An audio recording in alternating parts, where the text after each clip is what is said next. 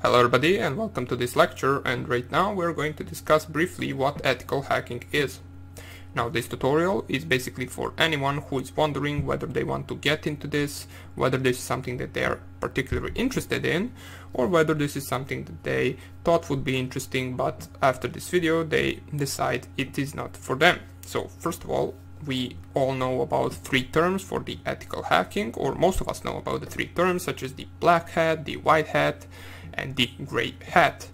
Now, before we discuss all of those three, we want to first define what ethical hacking is. Well, an ethical hacker is, and you should notice a part of this sentence where it says ethical, is basically a white hat hacker who breaks into different systems, networks, companies, in order to prevent the cyber criminals, the black hat hackers, to actually invade and steal some valuable information. So they're the ones that are actually attacking the system in order to protect it.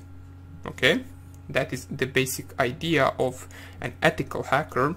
It is more and more available to us now in the technologies. Basically, what most companies now do is they hire ethical hackers in order for them to actually attack their own websites, companies, or basically any kind of system that they want to protect, and an ethical hacker should provide them all the vulnerabilities that he or she was able to find, if there were any, and how they can protect them.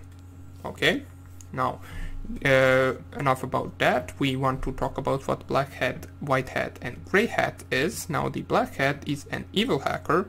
Basically, a black hat is someone who breaks into a system without any approval from the client or from anyone who owns the system. Basically, they break in just to steal valuable information such as credentials, usernames, passwords, different types of messages, or basically anything that is valuable to someone.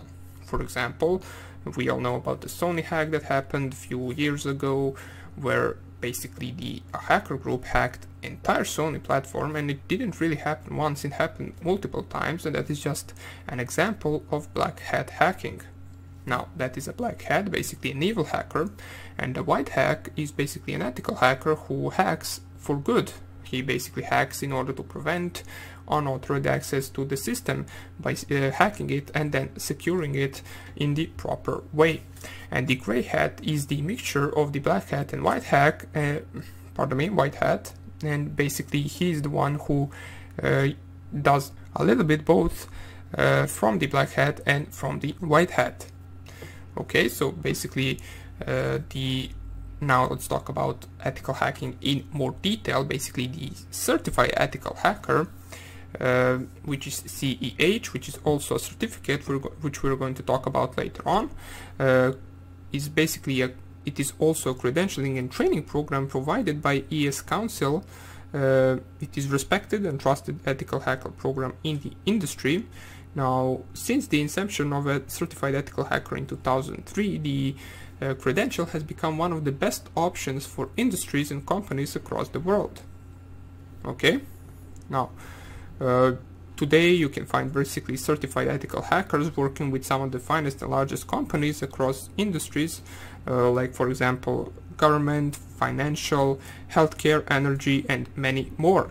They work for those companies in order to protect them from the black hat hackers who might be able to break into their system and steal valuable data. Now, basically, some of the questions that you might have are: what kind of vulnerabilities does an attacker see? What can an attacker do with the information? What is the best way to fix the vulnerability? How many people notice the attempted attack? And for example, what information or system would a hacker want to access? Now, those are all of the things that you need to actually question once you perform a penetration test, or once you attack a specific target. You need to know what can we do with the specific information once we get to it, how many people will notice that we actually attempted the attack, or that we actually went through with the entire attack and managed to actually steal something. Now, and the most important thing are what kind of vulnerabilities do we see. So what kind of vulnerabilities can we find on the protected server that we want to hack. Okay, basically the importance of ethical hacking is growing more and more each year. Like 10 years ago, most of the people, if you would ask some random people on the street, they would be like, that is not really that necessary, it is just a hobby. And right now it is growing in one of the most important careers and fields in the IT community. Today basically everything right now is going over the internet, it is connected to different computers, the power plants, the nuclear plants, everything is connected. And basically the importance of ethical hacking is growing just because of that, because the damage can be done more than it could have been done 10 years ago, for example. Now, with the coming of the Internet of Things, everything else will also be connected to the internet, such as your microwave, your fridge, everything. So you don't really want anyone else besides you to be able to control your own flat. Okay? So basically the government agencies and business organizations today are in constant need of ethical hackers to combat the growing threat to IT security. Now, a lot of government agencies, professionals and corporations now understand that basically if you want to protect the system, you cannot do it simply just by locking your doors. You need to try to attack it and see what are all of the available ways in order for someone to get in. Okay? Now, there are most of the actual terms and expressions that you should know as an ethical hacker, but we're not going to talk about that at the moment. We're only just going to mention it. Basically, this is a course where I will teach you how to get a job, so I already assume that you know a little bit about ethical hacking, or that you are in the process of studying and you want to see how you can get your first job. This is not a course where we will actually teach the ethical hacking. There are a bunch of other courses which I will show you later on where you can actually learn ethical hacking. Now, you should already be familiar with some of the terms and expressions if you're an ethical hacker, such as worms, malware, viruses, ransomware, and so on and so on. So if I mention them, I will actually believe that you already know what they mean.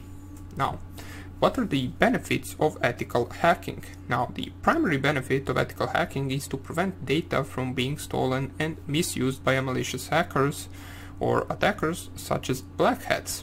Now, what are those precious data or valuable data that, or however you want to call it? Basically, that can be discovering vulnerabilities from the attacker's point of view so that weak points can be fixed. Now, that is one of the benefits of ethical hacking, such also implementing a secure network that prevents security breaches. That is also a job of an ethical hacker. Defending national security by protecting data from terrorists is a little bit extreme, but it is also the benefit of being an ethical hacker, or of having an ethical hacker in your own company, or in this case in the government. Government hires ethical hackers in order to prevent their precious data from being stolen by spies or terrorists, or basically anyone that wants to get their hands on the data. Now, also gaining the trust of customers and investors by ensuring the security of their products and data. Now, you always want to make sure that the website is secure once you actually want to provide that website with your credit card number, with your physical address, name, last name, birth, and so on and so on. All of those valuable information to you need to be protected by that website. So that website most likely hires ethical hackers to test their security and to see whether there are any vulnerabilities or basically any holes in the system from where the bad guys can get in. So you want to make sure that your data is secured properly before you actually input your credit card number next time. You can also help protect networks with real-world assessments. Now, there are multiple types of ethical hacking. Now, you can hack networks, websites. Basically, there are even physical hacks, such as, for example, breaking the doors to a company. Now, that is not really a point of this course, but I'm just mentioning there are a bunch of different things that you can do with the actual thought of being an ethical hacker. It is very interesting once you get in, and basically the jobs can also be very interesting. Now, let us talk about types of ethical hacking. We just mentioned it like right here, but we're going to talk about them in more detail. Now, it is not a big secret that any system, process, website, device, or anything else can be hacked. Now, in order to understand how the hack might happen and what the damage could be, ethical hackers must know how to think like malicious hackers and know the tools and techniques they're likely to use. So because of that, we actually split ethical hacking into a few different sections. Each section is actually aimed at a specific part, such as, for example, web application hacking is aimed at hacking websites, basically. Even the word says it. It is basically used to hack websites, to protect websites, such as, for example, SQL injection, XSS injection, XML injection, and so on and so on. Now, for those of you who are not ethical hackers, don't worry, those are just some of the terms or some of the attacks that you can perform onto the website.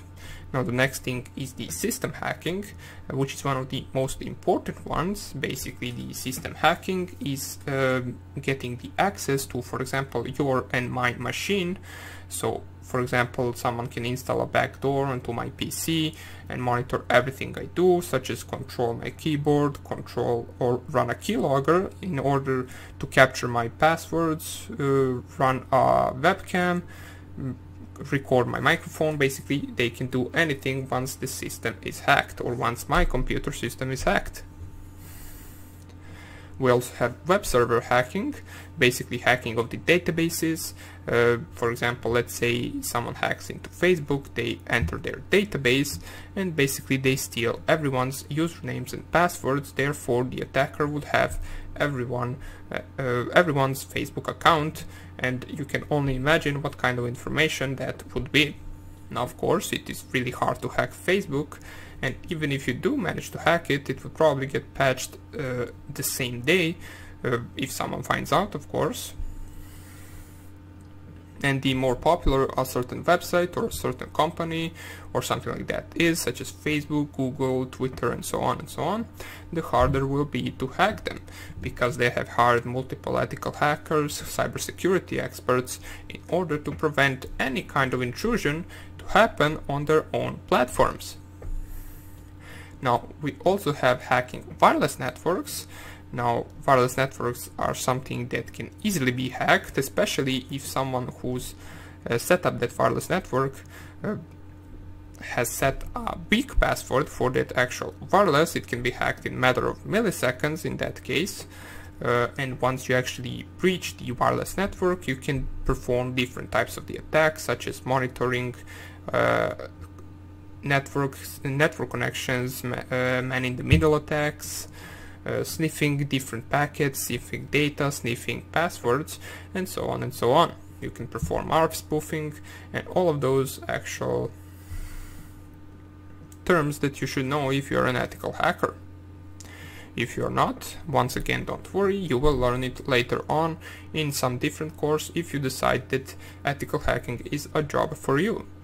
And we also have at the end the social engineering, which is the mostly nothing actually aimed at the systems or websites or something like that. It's most likely an attack aimed onto a human being. So, for example, you can hack people, such as asking them simply what the password is. Let's say you want to hack a wireless network in a cafe, and the easiest way you can do that is to ask the waiter there what the password is. There is no need for you to brute force anything. You can simply just ask for password, and if they give it to you, they give it to you. If they don't, then simply you perform different types of the attacks aimed for wireless networks. Also, let's say you want to steal some precious data once you're in the network. You need to make sure that you need to make the person that you want to hack to input somewhere their password where they shouldn't really input it. So basically, then you clone the Facebook page. Let's say you clone it to look exactly like the real Facebook. You send it over the local network with the ARP spoofing and with the man-in-the-middle attack, and basically then the actual target will input their password into a fake Facebook page, and therefore that is a type of the social engineering attack, because you actually manage to make a human being input their password where they shouldn't. They basically believed that that Facebook page is a real Facebook page, and therefore they typed their email address or username and also their password, and therefore you managed to hack their account by getting their password. Okay.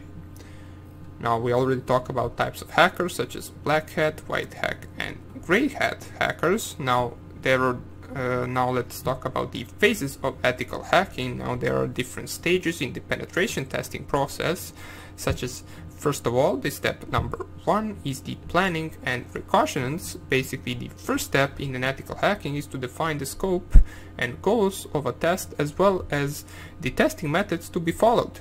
Now, it also addresses intelligence to understand the potential vulnerabilities and how a target works.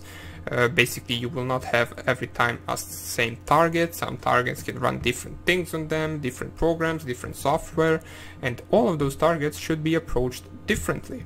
Okay? Now, the prospective footprinting is made through search engines, web services, social network sites, DNS, email network, and so on, by simply using footprinting tools. There are a bunch of other tools that help you actually discover more about a certain company or a certain target that you want to hack. You simply can use just Google, different search engines, and so on in order to plan out your attack, and in order to find out most of the things about the company as well as the people working there.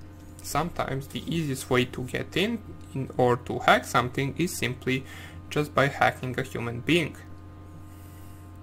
There is always that example of an older woman working in a big company that is very well secured. Basically, let's say there is no other way to get in, and simply then a hacker just finds out that the older woman likes cats, and then once she's at the job, the attacker sends an email with the cat image, which has a virus attached to it, and then the older woman opens the cat image and the virus is ran, and basically now you are in the company even though you didn't really breach any security measures in order to get there.